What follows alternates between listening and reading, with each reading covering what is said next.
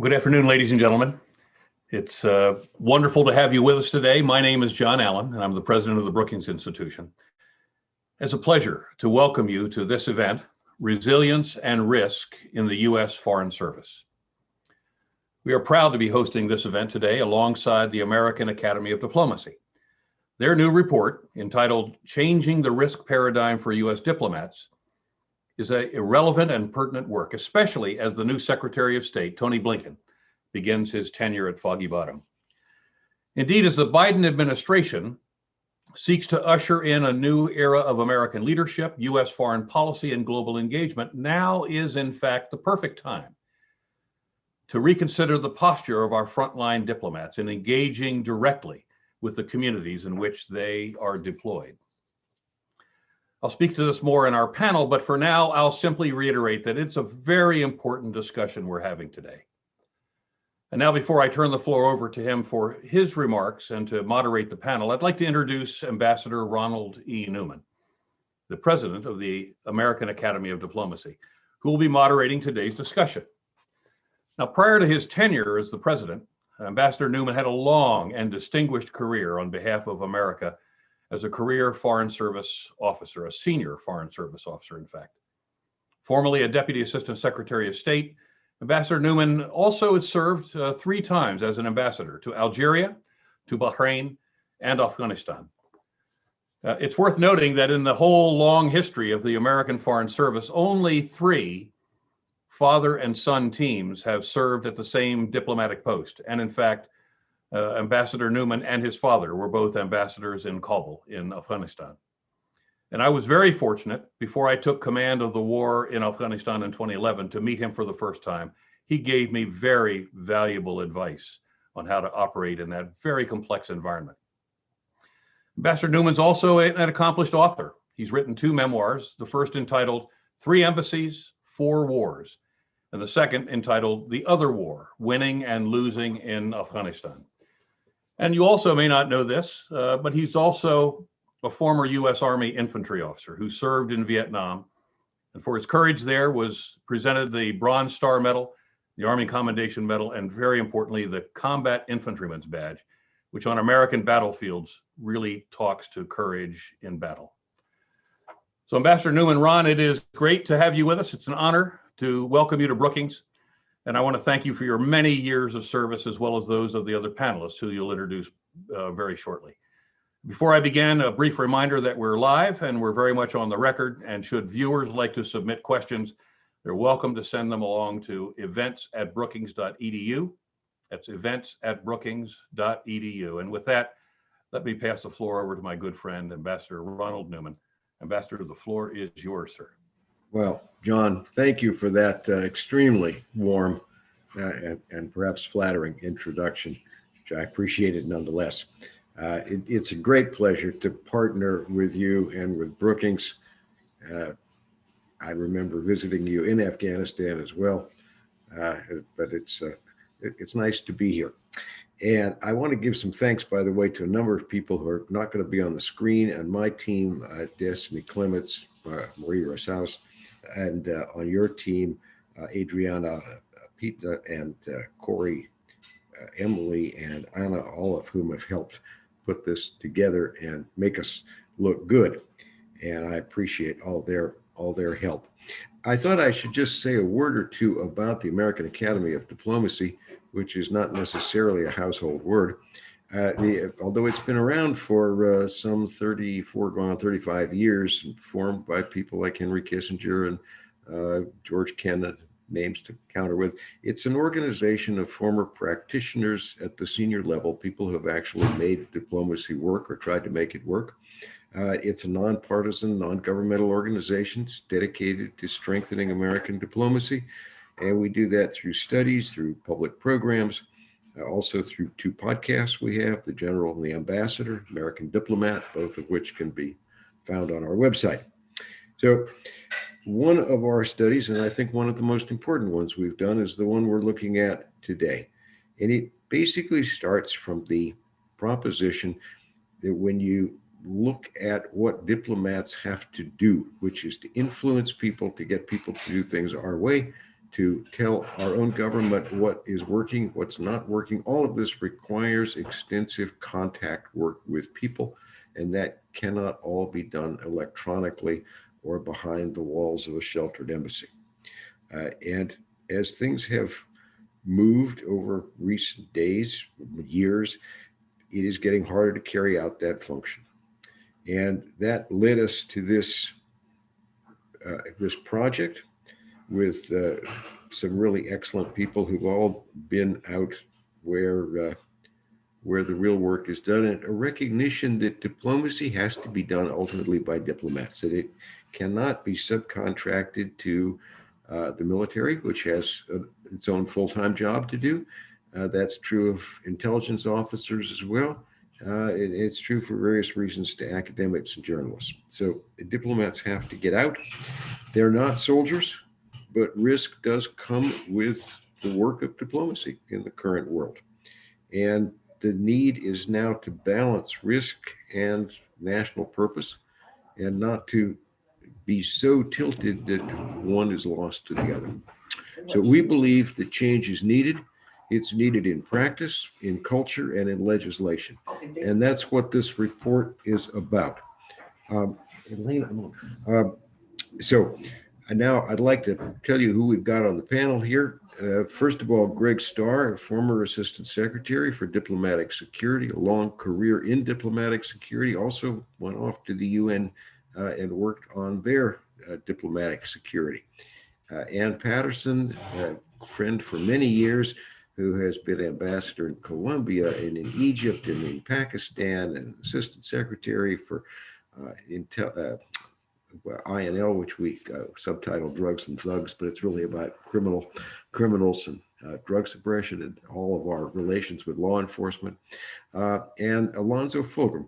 Alonzo, at the end of his career, was the acting administrator, that is the head of USaid, for a considerable period of time, but we began our relationship when he was the aid director working with me in Afghanistan. So all of our colleagues on this panel have been in the hard places and seen this work up close. And I'm going to start with a question to Greg. He's Greg Starr, who is the author of the report. Greg, you had a long career in security, and to start us off, I'd like you to walk us through three things: how the current law on accountability review boards came to be, why it's become a problem, and how that problem needs to be addressed in changes in the legislation as well as in the State Department culture and practice. So, Greg, over to you.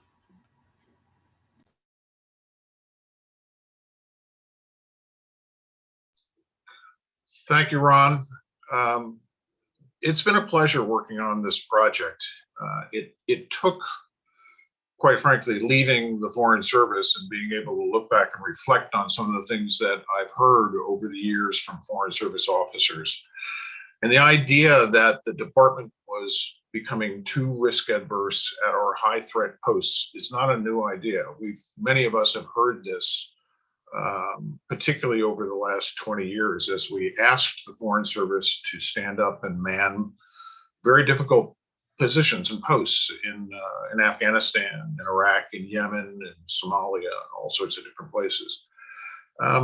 What we found when we looked closely at the problem was there are three parts of this, but I'll address your questions in that order. And the first was, we are hampered by a law, a portion of a law that was passed in 1985 as part of the Onus Diplomatic Security Act.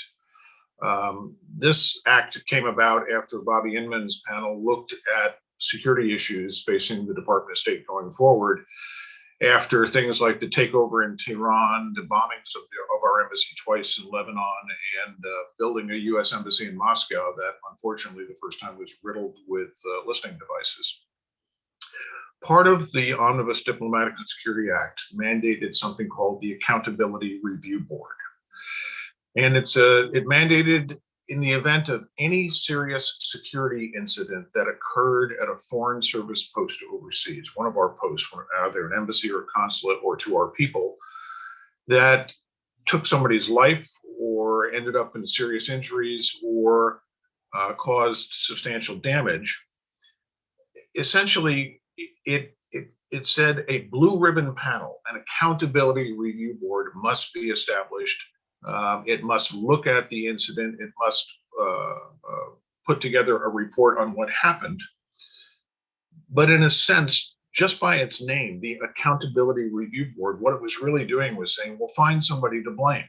Let's hold someone accountable for what happened.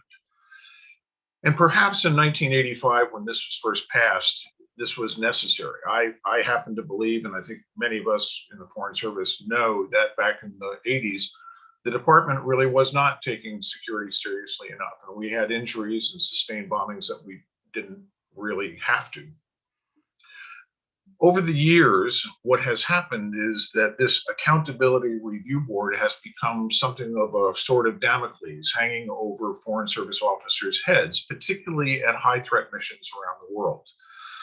When a young Foreign Service officer, say a political officer or a USaid officer, comes in and requests, I need to get out of the mission, I need to go and interview foreign personality, somebody that's working for an opposition party or somebody in civil or cultural affairs, an RSO and a deputy chief of mission usually have to weigh the risks of that movement versus the gain. And unlike moving to a government compound that's controlled and secure, and too often really our only interaction was with the other government members of the Ministry of Foreign Affairs and other ministries, Foreign Service officers, in order to do their job, need to know the entire country and need a wide variety of contacts. But it's difficult to balance that request to get out for what we would call normal diplomacy against the risks when, if a mistake is made, or even if a mistake isn't made, if you just run the normal risks, if something happens, if the entire Foreign Service thinks we're going to be held accountable. And you can do your best, you can balance the risk, you can say this is important, but if you think at the end of the day that you're going to lose your position or lose your job over a decision that you rightly made, then that starts a risk-adverse tendency, and it has built. In the aftermath, particularly of Benghazi, and the politicization of the entire process after that, I think the department has become much more risk averse. And many of us that contributed to this report, senior officers from the Department of State, but we also circulated it to military officers that we work with in the field in these countries, and USaid officers, all believe that we have become too risk adverse in these countries, particularly high threat locations, and we have to change something. So that leads us to our first change. We'd like to change the Accountability Review Board legislation and move to an internal process where we can adequately weigh what happened and understand that we need to take risks. The second thing is that we need to engage leadership, congressional and department leadership, to take steps to change the growing culture towards risk avoidance. We believe that if we can change this law, that's a very good first step towards helping us change this culture. It'll take more steps than that. And we're going to have to inculcate our new Foreign Service officers with the concepts that when they come on board, we expect them to take risks. This is not a risk-free profession. It's important that we do what we can to safeguard them and secure them, but it is not without risk. And the third issue is that we also need to train our officers better, particular officers that need to get out at high threat posts, much more than just language. But we need to identify the officers that need to get into the field, and we need to train them with essentially tradecraft, not something that is hidden, not something that is coercive, but something that allows them the skill to develop the skills to operate in a high threat country without the concept of going out in a heavily armored motorcade or without going in helicopters or things like that, to get out and deal with individuals one-on-one. And these are the three essential points of our report. Greg, thanks. Before we turn to other panelists, I also just wanted to ask you, we focused particularly on the ARB legislation. Are there other areas in legislation, although not perhaps part of our report, which are going to need attention in the security area? Short answer, yes. Although we're not addressing it in this report, there are difficulties that the department faces when trying to start operations in countries where we may not have been or where we have closed. We have specific legislation. I'll just give one example. The requirement that every diplomatic facility have 100 feet of setback. Well, in some cases, we can't do that, or it's not financially smart to do that. And it also limits where we can put embassies. It can be replaced with a performance standard so that our embassy or our consulates would be built safely and securely, rather than a straight standard, something like 100 feet must be maintained. There are things like that that can be addressed as we move forward. And our whole idea of ameliorating some of the risk intolerance that we have come up with is more than just the individual officers and how we change the risk paradigm as in our report. There are other things that need to be done, and there will be other legislative fixes that need to come about as well. Thanks very much. I want to turn now to Ann Patterson. And Ann, as recently as the Senate confirmation hearings for Secretary Blinken, questions came up about, does the United States really understand what's happening in Syria? Does it understand what's happening in Libya? Are we able to actually form policies that are based on reality? And I know that you had to deal with both of those situations when you were Assistant Secretary for the Middle East. And I thought you could sort of link the past and present a bit and tell us how you see this issue. Thanks, Ron, and thanks, General Allen, to Brookings for hosting this important event, because for about the past 10 years, I've seen a pretty significant erosion in our understanding of key countries, so we make mistakes. And this has strategic implications. And one backward-looking and another forward-looking example of this came up in Tony Blinken's hearing. And the first one was when Senator Johnson asked Tony Blinken why the Obama administration policy in Libya had failed. Secretary Blinken answered candidly that the U.S. did not understand a lot of what had taken place in Libya and what had been destroyed by Gaddafi. And I'd say we didn't understand because the U.S. Embassy had been there only sporadically. And now, despite many efforts to reopen, it hasn't been there at all since 2014. And when we were there, security drove decisions like to staff the embassy with part-timers who couldn't leave the embassy to talk to people. Strong ambassadors weren't supported by experienced personnel, and there were constant tussles on security.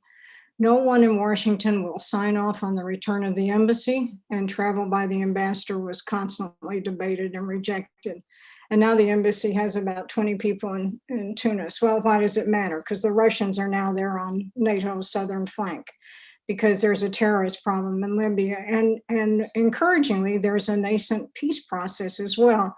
So you need people inside the country who can talk to Libyans and can support these efforts and combat our strategic and support our strategic interests.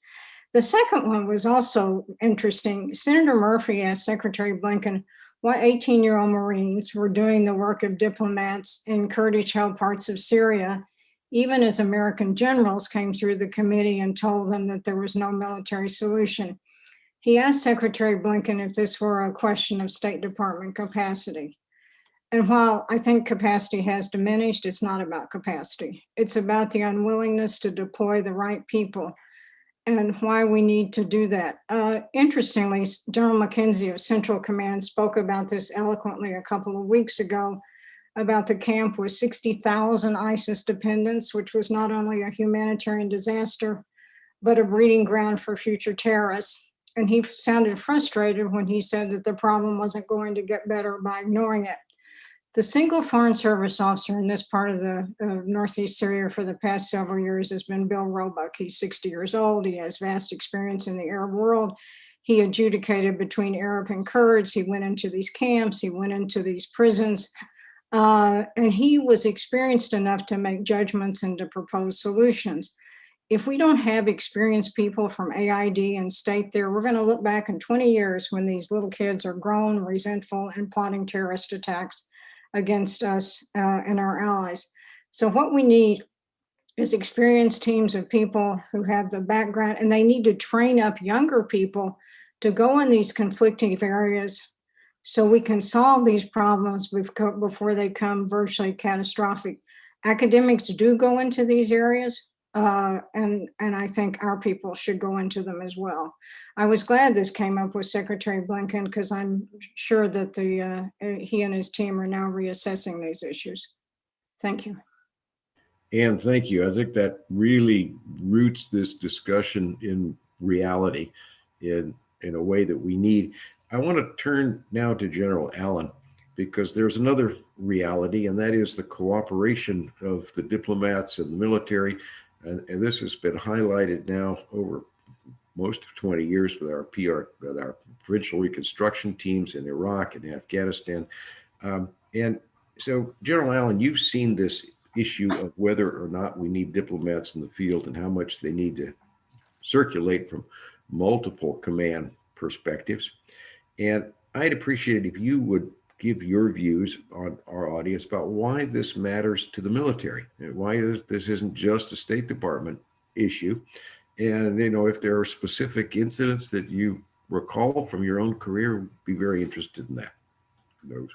Well, first, it's difficult for me to overstate how wonderful it is to see such good friends. And Ann Patterson and I served together when she was on post in Islamabad, and I was over the Hindu Kush in Kabul. And look, I have such enormous respect for the Foreign Service. And over the years, lots of folks have thanked me for my service, but I don't think Americans truly understand that they ought to be thanking our Foreign Service officers and our development professionals for the incredible service that they have given to this country. And some might make the argument that 10 carrier strike groups represents the power of America. Okay, well, that's coercive power. But the real influence of America is defined by our diplomats and our development professionals who are out on the very edge of American influence. And I have to tell you, some of the bravest people I have known in my life, and I've known a lot of brave people in my life, some of the bravest are, in fact, our diplomats and our development professionals who get down in the dirt in very dangerous circumstances and make a difference, a huge difference. So you will not be surprised that I feel very, very strongly that the team that creates opportunity in conflict-ridden areas, whether it's actually in the conflict zone itself or in the immediate aftermath of the fighting, is best served by the proper mix of a military security environment with diplomats on the scene who are capable of creating diplomatic outcomes, and development professionals who can ensure that the stabilization of the outcome through the application of development creates the kind of persistent outcome that we desire. I'll give you two quick examples, both of them from Iraq in this case. I was in the Anbar province in 2007, which was the most violent province in the most violent year in Iraq. And there was a very long time in that province when the provincial reconstruction team really couldn't leave Fallujah, Camp Fallujah, where we were, because it was just so violent. 60 or so firefights a day across the entire province. Pretty hairy. But after we had conducted extensive military operations, I was always in contact with the embassy and always in contact with the USaid mission, because for our perspective, the Marines and the soldiers out in Anbar, while we could conduct military operations, the solution was never going to be how we shot our way out of this problem. The solution was going to come from diplomats helping to create the power sharing relationship between the tribes and the civil government, and how the proper application of development assistance and aid could stabilize the situation for ultimately peace and governance to take root. And we had a major push, a major military operation. We called it Anbar Dawn. And Ron, you'll understand this as an infantry officer, that the initial phase was for a massive military counterinsurgency operation across the entire province. Go after Al-Qaeda wherever we could find it. And then phase two is typically a breakthrough operation, a military breakthrough operation. But here was really important. On Bar Dawn, the breakthrough operation was because we had changed the security environment. Now our diplomats and development professionals could get out. The breakthrough operation was the establishment of 3 smaller provincial reconstruction teams across the Anbar province in Fallujah and Ramadi and in the west, where foreign service officers and development professionals, they were the decisive activity in this operation. They stabilized the environment. And eventually, Anbar became one of the safest areas in the entire war. Not because solely of military operations, but because we actually could bring the foreign service officers and the development professionals into the environment. And it changed everything. Anbar Dawn changed everything because the exploitation came from our diplomats and our aid professionals. And I'll never forget, I was in an MRAP. It was still pretty dangerous, but I was in an MRAP, and I looked back in that, the MRAP, of course, is the armored vehicle that we had, which helped us with mines and IEDs. And in that vehicle was a young foreign service officer, helmet and body armor, a young development professional of the USaid mission, helmet and body armor, a young Army lieutenant, and a young CIA officer. And I thought to myself, this is American influence at its very best. And what changed was we had 60 firefights a day when we started. When we got our foreign service players and development professionals into the game, by the fall of 2007, we would go weeks without a shot being fired in that province because we've stabilized the environment. That combination you can't pay enough for. We are not diplomats. And 18-year-old Marines can do an awful lot, but they're not diplomats and they're not aid professionals.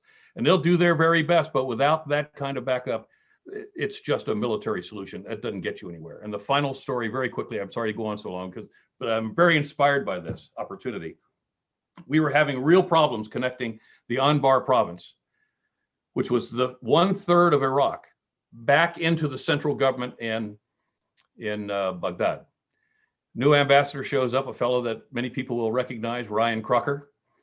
And we decide to have a summit where we're going to bring the governors, the governor out of Anbar, the tribal sheikhs out of Anbar, and sit down with the government.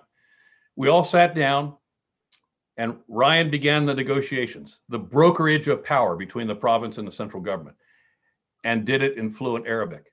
Turns out I was the only guy in the room that couldn't participate because I didn't speak the language. That changed everything. The presence of that foreign service officer, that professional with the USAID mission director sitting at the table, that changed everything. So there's a military will get you to a point, but without our foreign service with us, without our USAID professionals with us, in a risk managed environment, we can't finish the job. And it's very clear. And I want to thank you all for the great work you've done. It's unsung, and you're the bravest people I know. John, thank you very much for that extremely eloquent, but also fact-filled explanation of why this is so important. And you mentioned several times development professionals, and now I'm going to turn to Alonzo Fulgram, who was, as I mentioned, aid director with me in Afghanistan. I think it's important that people remember that USAID officers are diplomats, just like foreign service officers. They are commissioned diplomatic officers, and they're part of our family. And I want to turn to Alonzo and ask you, Alonzo, to talk about why the effective operation of aid officers are constrained by the same rules we've been talking about for the diplomatic officer, for the foreign service officers, and talk to us about the effect of these rules on aid officers being able to do their job and fulfill their part of the diplomatic mission. Ron, thank you. General Allen, thank you for that soliloquy about our contribution to the mission at large. First of all, I want to thank Brookings as well for inviting me today. It's quite an honor to be here and also represent the third leg of the national security stool. I think I want to vitally agree with everything that's basically been said here today so far, because of the fact that without these changes in the rules that are affecting our ability to do our work on the ground, to be able to astutely analyze political and social and economic development issues on the ground, it becomes very hard for us to really understand how to identify resources and decide how they're going to be implemented in country. And I agree, working behind the wall on a telephone or a Zoom call would have a catastrophic effect on our ability to be more accountable to our taxpayers, and more importantly, how to accurately assess our resource requirements and needs with real conversations with our host country nationals in the capitals, but also in the secondary cities and rural areas where the ungovernable space continues to be a sanctuary for breeding of bad actors in numerous regions around the world. From a USAID perspective, I very much agree effective diplomacy to meet the goals of our national interest demands that we engage more broadly in high threat situations. Our officers right now are very rarely able to travel and meet resources and colleagues and counterparts outside of the embassy, and we can't do unscheduled moves. Our US military partners, as you mentioned in the report, are allowed to do those things unencumbered and don't have those types of restrictions. Requests by our Foreign Service officers, especially USAID officers, to go out and meet indiscreetly with counterparts to design and develop programs are inhibited. And that way you can't have the collaboration that is needed on the ground. And I firmly agree that effective diplomacy to meet the national interest requires a method to engage more broadly and effectively in high threat locations. As the new administration moves forward to assess national security implications, just think about what we've talked about today already about Syria, Yemen, Iraq, South Sudan, Somalia, as what those resource requirements are going to be. And then how do we start to put that, all those pieces back together, not nation building, but create a stable society within those countries. The water, resource, and health issues are going to be nightmares in a normal mission. So if we don't have the capability and the assignments to address some of these issues, I think we're going to have a unique problem going forward. As you remember, the field positions that we worked on in Afghanistan, they were not normal State Department assignments, Ron. You know that very well. If we had not had the ability to get outside of the embassy walls and to implement those projects on the health side, the road building, the clinics, the schools, and re-involving women within that society, and dropping the health indicators by 50%, the worst in the world, and we improved them by 50% in record time. West Bank, Gaza, you look at the programs that we've had in that part of the world, being innovative, where we couldn't get Foreign Service officers in, we use our FSNs to help implement those programs. Policy is written in Washington, D.C., but it has to be implemented in the field. And the aid officers play a major role with our diplomatic colleagues in trying to get those policies implemented in an effective way. And as we move forward on climate change and all the other major issues affecting feeding 50% more people by 2050, the urbanization issues that are going to be affecting a lot of these major cities and countries around the world, it's going to be aid officers and diplomats on the ground who are able to get out and discuss how we're going to collaborate, not tell, but collaborate with these countries in order to build a safer and better nation. So with that, I would say I wholeheartedly agree with what's been said thus far this afternoon. We are Foreign Service officers, and at the end of the day, we have a responsibility to serve, and we do it willingly and openly. Stop there. Alonso, thank you very much. You remind me that it's all very good, well, for people in Washington, be they academics or policy officials, to dream up a program. But unless somebody can go out in the field and actually observe how the program is working, you can't fine-tune the thing. You can't tell anybody it was a great idea, it doesn't work worth a damn. And you can't avoid being manipulated also sometimes by host governments that are happy to take your money but don't necessarily want to implement your idea. So it's just crucial to be out. And this project is about how we do that. And I think we've certainly laid the groundwork for why we need to do it. I'm going to pass off to General Allen now to handle the Q&As. And General, over to you.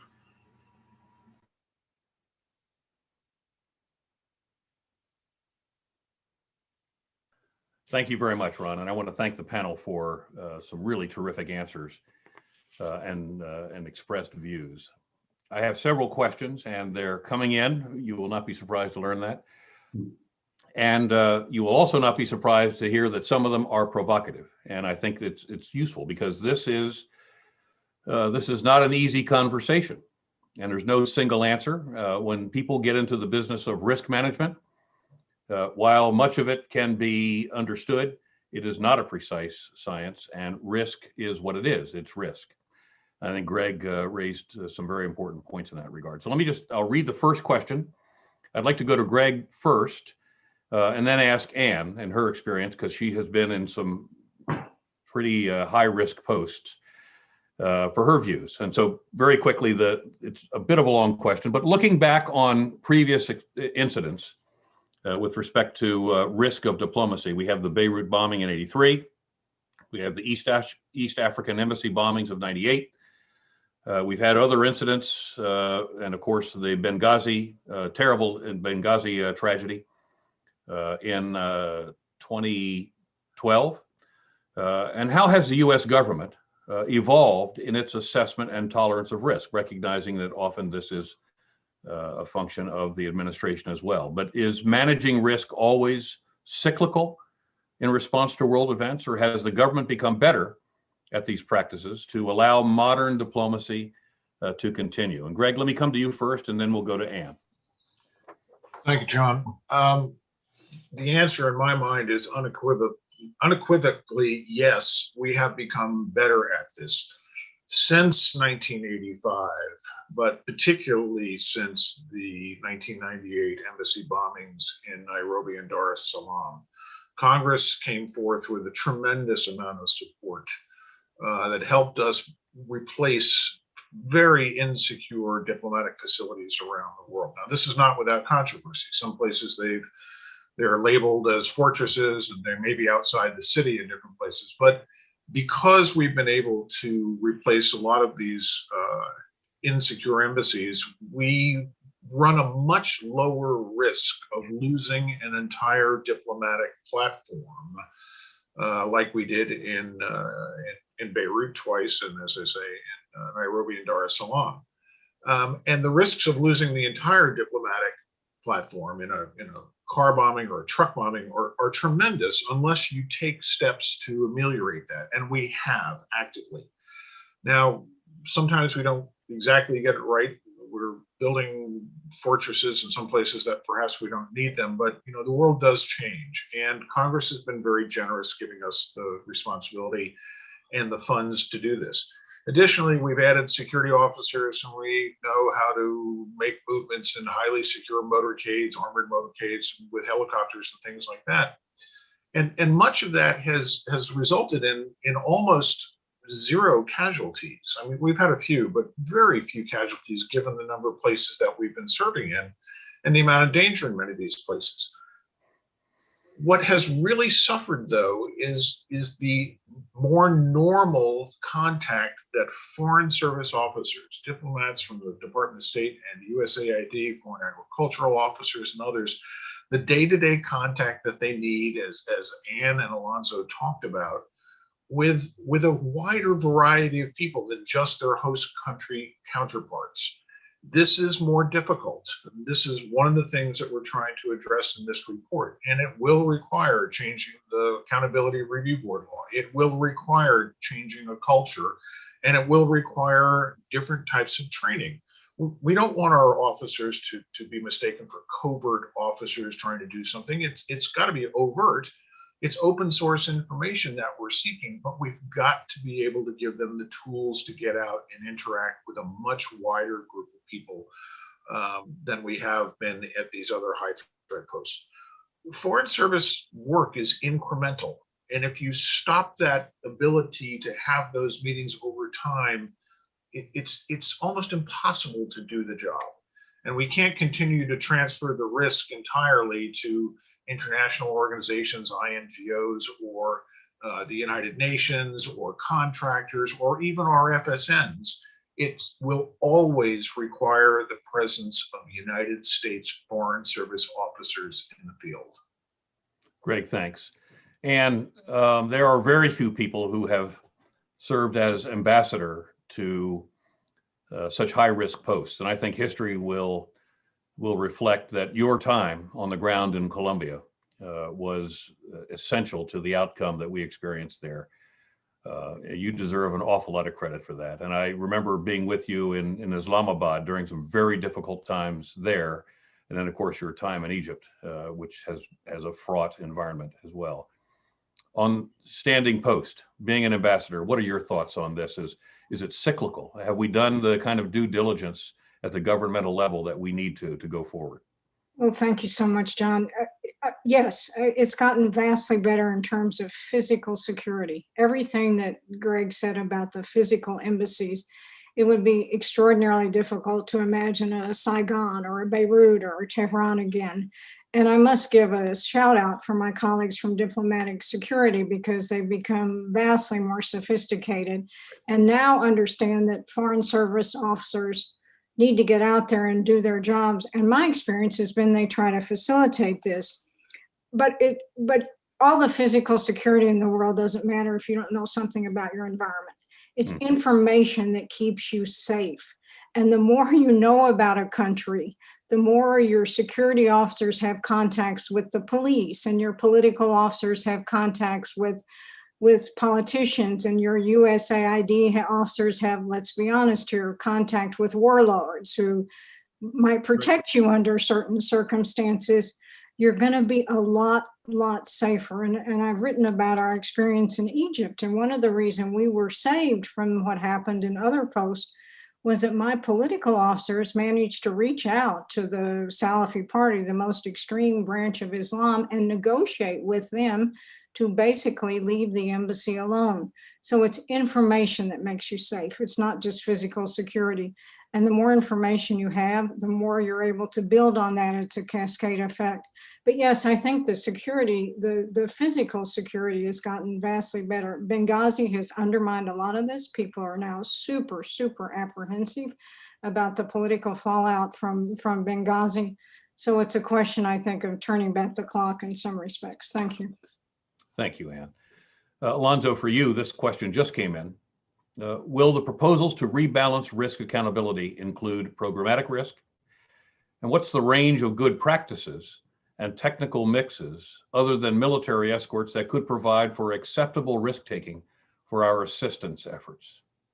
I think it's a great question. I think there's going to have to be a mixture. I think that, as I mentioned and previously, the work that we've done in the West Bank, Gaza, they're not all Americans. We use our FSNs intermittently to implement programs. I think we just started a program up in northern Ghana in a Muslim area that basically is being staffed by FSNs to implement and design programs that are going to effectively help those communities. But I think as each country is going to be different. I mentioned that's a soliloquy of about 8 countries that are in current chaos right now. We potentially may have to go back in those countries, and there's going to have to be there's no one application to each country. I think we're going to have to be flexible, and we're going to have to be innovative and use different techniques in order to be able to implement programs in an effective way in those countries. Thank you. A very interesting question has just come in. It says, do you think that the lack of personnel diversity at state contributed to the misreading of the situation, or contributes to the misreading of the situation on the ground, such as in places like Syria and Libya? Let me ask Ron for his views and perhaps come back to Ann. Well, that's an interesting question. It's awfully hard to prove negatives. Certainly having people from diverse backgrounds gives you diverse thinking. But, well, first of all, of course, if you have nobody on the ground, you don't have thinking of any kind, because you have no reality check. So, long before you got to worry about diversity there, you got to worry about getting there in the first place. I can't say, but I've had, certainly I've had plenty of women, some ethnic minorities working for me in high threat posts. I haven't seen any difference in how people accept risk. And, the quality of thought has been very high, but it's individual. So I don't know how I can know better whether the two issues intersect. As a broad rule, you need, diversity is an advantage, we believe. It's also important to the nature of America that we we're out talking about human rights and other issues with our host counterparts, and the diversity of our missions is also a kind of unspoken reinforcement or not of that message. But directly in terms of security, I can't say that it makes a difference absolutely, but I can say that having had diverse people, I can't see any difference in how they respond to or manage the problem. Anne, any thoughts on that? One issue, yes, one issue is language. And for instance, in Colombia, it was hugely valuable to have so many Hispanics on the staff. One, because they had the language, and two, they could blend in dangerous areas of the country. So I'm all for recruiting people that are native speakers of languages we don't get. That has downsides because then minorities get stovepiped into certain areas, and that's not right either. But certainly one of our huge problems, and this has gotten worse too, is the erosion of our language ability. And when people speak the language, they know what's going on. This is another one of the provocative questions that we have. And I'll let Greg and perhaps Alonzo answer this, but anyone can come in. Why is the onus being placed on individuals to accept more risk and not the institution to provide more protection? I think if this is going to work, if we're going to move away from an increasingly risk-adverse paradigm, the risk is going to have to be borne by both the individuals and the institutions. I think this goes to the issue of culture change as well in the department and in management and in leadership and in Congress. I believe that we have a cadre of officers that are chafing at the bit to be able to take more risk and get out and do the things. And we need to train them. We need to give them the backing to do these types of things, understanding that when you take risk, sometimes what comes back at you is not a successful mission. When you take enough risk, there are bound to be some incidents that may involve casualties. We want to minimize that to the extent possible, but we can't do our job unless we take those risks. We have a wide variety of people in the Foreign Service, and not everybody is exactly the same. So I think it'll raise questions in terms of promotions or capabilities or things like that. But I think we have the officers already who want to do the job and want to take risks. And there are those that may not have the same temperament, that may not do the same things. And this may raise issues. But if we're going to be serious about what our highest priority is, and that has got to be fulfilling the national security requirements of the United States government through our Foreign Service, and not make security our highest priority, then we've got to take these risks. And as I say, ultimately, yes, there will be some risks, higher risks that individuals run. There's also risks to the institution, and we need to learn to accept those and manage them. Let me just make a quick comment before I come out to Alonzo. I don't think a lot of people understand the diplomatic security strata within the Department of State. It is an admirable community, and it has worked very, very hard. And there have been a lot of folks who paid the ultimate price for providing security to our diplomatic posts and missions and our USaid activities out there. And Greg represents that community, and it is also worthy of being thanked for their courage in protecting our diplomats and our aid professionals. Alonzo, your thoughts, please? Yeah, just quickly, I'm just going to say it again. Syria, Yemen, Iraq, South Sudan, Somalia, Northern Nigeria. Those are places where we're going to continually to have major problems around the world, and we're going to try to provide stability there. And I think Greg's comment is a good one. We are going to have to continue to inculcate our new Foreign Service officers to understand this is a new Foreign Service in the 21st century, that everybody's not able to work in those particular areas. And we have officers in AID who work for the Office of Foreign Disaster Assistance. They know what we call them crisis junkies, the members of OTI, the Office of Transition Initiative, crisis junkies. Those people who join, they know they're going to be in harm's way. And the new Foreign Service officers also have to take a role in providing to support our national interest. And everybody can't go there. Some people who are good in Paris are not good in Kabul. People in Kabul probably aren't good in Paris. And I think we just have to figure out a way to pair out our Foreign Service to understand that the mission has become greater and broader. And we're not asking you to take on any more responsibility than you should, but you did join the Foreign Service. That's right. And I have to applaud the efforts now that I hear all the time at the State Department that, you know, our Foreign Service took quite a beating over the last 4 years. Mm-hmm. And the intent by the folks on this call to be a factor in rebuilding it and re-energizing it. It's very exciting for all of us to see that we're poised at this moment to see the Foreign Service be re-energized. It's just wonderful for us to see that. Ron, I think you had a question to come in behind, or a comment to come in behind Alonzo. Thanks, John. And this reinforces some of what my colleagues just said. But, you know, first of all, nobody wants to force officers to march forth on suicide missions. So we're not ordering people, we're not suggesting people be ordered into situations they think are tremendously risky. By and large, what we're suggesting is that people have the training, the support to undertake that balance between risk and mission that they themselves know is necessary to make trips that they themselves believe are essential to performing their job. Second point, the world's a risky place.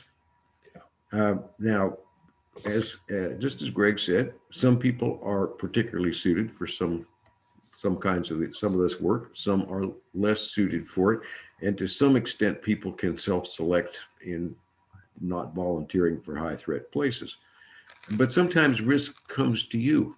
Quiet places can have a crisis, and then people have to carry out their mission, and they can't just, you know, they have to know and be trained so that they can mitigate risk, just as they're not just the individual, but the security officers, the post management, they all have to figure out how to work collectively to manage the risk and perform the mission.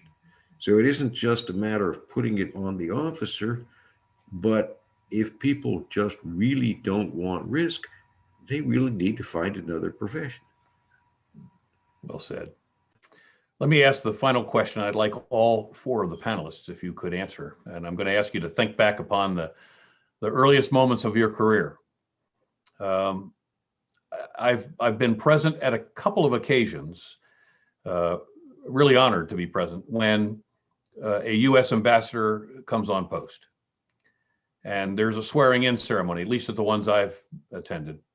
And this wonderful tradition of having the most junior Foreign Service officer in country help to swear in the new ambassador. It's a wonderful gesture to see that young Foreign Service officer there with the wizened, experienced Foreign Service officer, now the ambassador.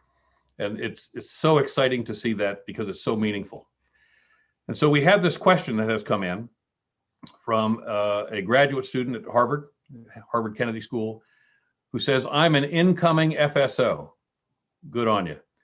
What do you wish you knew and were prepared for as a freshly minted junior officer?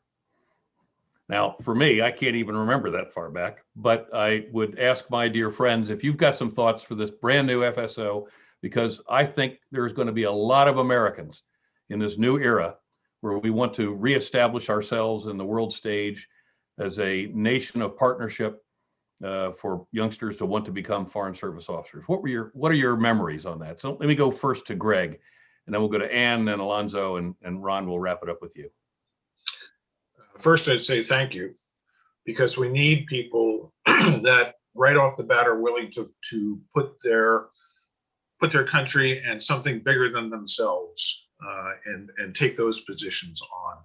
Second, I would say if you're joining the Foreign Service, it's in some ways it's kind of like the military. You can be not challenged in some times for long periods of time and then have some utter terror very quickly. The Foreign Service is something that you need to learn your tradecraft in, and it takes a while.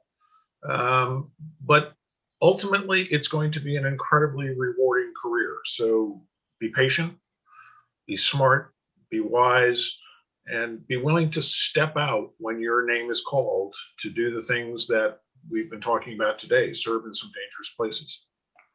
Thank you, Greg. Please. So thank you to the questioner. And let me say that the vast majority of incoming Foreign Service officers are a hugely impressive bunch who want to get out there and advance their country's interests. But what would I say is the most important thing? Our job is to convince foreigners to see it our way. And sometimes that's hard and sometimes that's easy. But fundamentally, what we've been talking about here, it's all about relationships. Most countries in the world are relationship-based societies. So you have to get out there and you have to talk to people and you have to speak their language and you have to develop a personal connection, because when that emergency comes or you need that person to supply emergency fuel to the embassy surreptitiously, it's going to come down to the personal relationship. So that's the message I give. A lot of it's about personal relations. That is great, Anne. Thank you. Alonzo, please. I think the most important thing for me, is to listen more and talk less. Take time to be mentored and try to find opportunities to have a safe learning environment. The four members on this screen that you have in front of you have had great careers, not because they were smart, because they listened, they were mentored, and they took all of those skills when they were put into those senior positions, and they were able to act on them with diligence and with fidelity and support this nation to its fullest. And as you come into the Foreign Service, it could be your oyster. It's going to be very challenging, but the next 20 to 30 years, we need you. It's an exciting time to come in too. So thank you, Alonzo. Ron, last word, please. Yeah, well, my colleagues have already, I think, captured a lot of what I wanted to say. But I was trying to think back. My first experience with the Foreign Service was a little bit, in some ways, was weird because my actual first experience wasn't in the Foreign Service. It was spending 3.5 months in Afghanistan between college and the Army, so that I was seeing, my father was ambassador, so I was seeing an embassy from the top down, which meant that I arrived at my first post with a wholly different understanding of what made an embassy tick. But I also remember, it's one of the things my father said to me years ago, and I certainly found out it was true when I was an ambassador. He said, often they ask, why don't they, meaning the front office, do something about it, meaning whatever the problem is. And he said, often the problem is that they don't know about it. And so building that, it doesn't mean you want to run into the ambassador with every problem, but knowing what to report, that's important. Now, my colleagues all talked about listening. And I think that I've seen that before on a panel I was on when people asked, what would you say to a young Foreign Service officer? It's the first thing that comes up, first or second with most of us. And the reason is that you have to not just listen, you have to empathize. Empathy doesn't mean you sympathize, doesn't mean you have to agree with the other person, but it means you have to understand them in order to figure out how to change them or how to get them to understand how to do what we want them to do. It's not about becoming their, player. It's about understanding how to work with them. My old mentor, Hal Saunders, who was really an expert at this, was part of the early Arab-Israeli solutions, had a saying, he's passed on now, but he said, listen deeply enough to be changed by what you hear. Doesn't mean you have to be converted, but you have to understand. And that's the real challenge. And I would say to the questioner, thank you for coming in. I echo what my colleagues have said. We need you, and it is a fascinating profession. I hope you enjoy it as much as I did. Well, to all the panelists today, again, it's just so wonderful to see you all. And let me again pay my deepest respects to you and all of those whom you represent today. And Ron, one final question to you. If someone wants to read this report, where would they find it? The easiest thing, I think it may have a link in this program, but in any event, if they go to simply Google American Academy of Diplomacy or www Academy of Diplomacy, which is our website, they can find it prominently there. Well, thank you all very much. I think this was a very productive panel. I learned a lot again by being in your presence, and Brookings was truly honored to host you today and to help to deploy this very important report going forward. I wish you all continued safety and good health and good luck. Thank you. Thank you, sir. Thank you, John. Thanks for watching. Be sure to like and subscribe for more videos from Brookings.